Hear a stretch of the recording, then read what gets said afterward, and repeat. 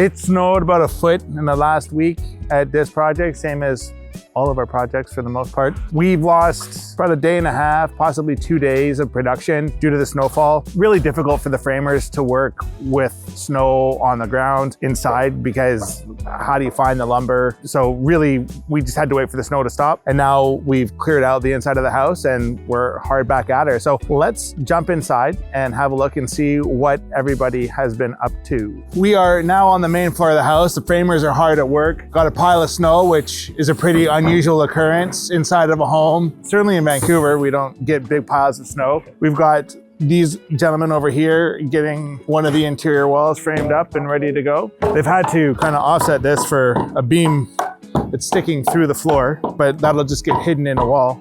Over here, we've got window, big door. Behind the camera, window, door. And then over here, it's a ton of space. Really gonna start making more sense as these guys get more of the walls framed up. You know, sometimes clients ask us, what do you do when it rains? What do you do when it snows? Wear warm clothes, wear rain gear, and get the job done.